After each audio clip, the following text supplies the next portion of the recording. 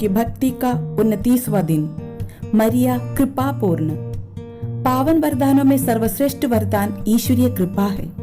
यदि मानव मात्र मानव ही रहता तो वह स्वर्ग के आनंदमय वातावरण और ईश्वर की महिमा में भाग नहीं ले सकता है, क्योंकि मानव का जीवन ईश्वर के जीवन से बहुत ही निम्न स्तर का है।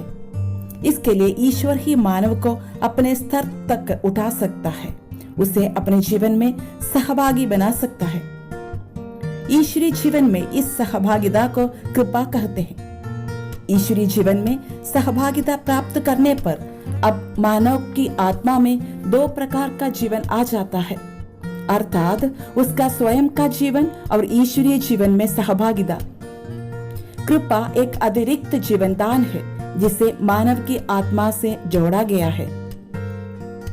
कृपा के द्वारा ईश्वर हम में निवास करते हैं। हम उनके पास जाएंगे और उनके वहां निवास करेंगे। कृपा हमें ईश्वर के दत्तक पुत्र पुत्रियां बनाती है, और यदि पुत्र पुत्रियां तो उत्तराधिकारी भी।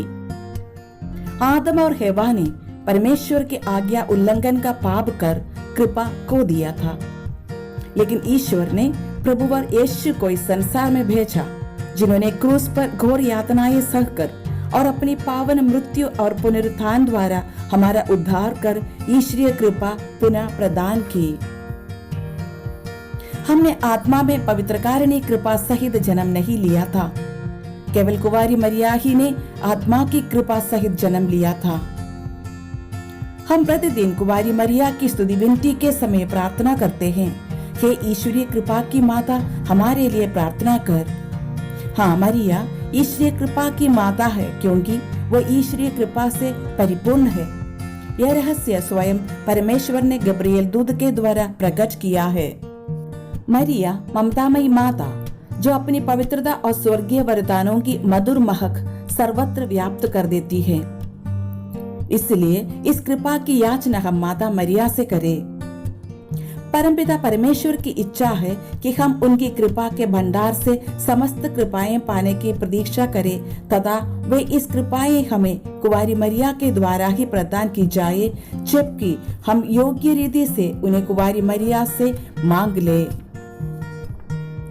प्रार्थना।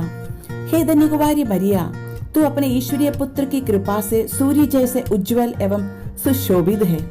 उसी कृपा की किरण से हे प्रिय माता हमें अनुग्रहित कर, हमें आशीर्वाद प्रदान कर कि हम तेरे ईश्वरीय पुत्र को अधिक प्यार करें और हमारी आत्मा में जोड़े गए कृपा रूपी अतिरिक्त नवजीवन से कभी भी वंचित नहीं होने पाए। आमीन। आइए आज हम प्रार्थना करें कि प्रभु यीशु के मुक्ति विधान को हर व्यक्ति समझ पाए, अपना पाए और अनंत जीवन प्राप्त कर पाए। इसके लिए 3 प्रणाम प्रार्थना करें।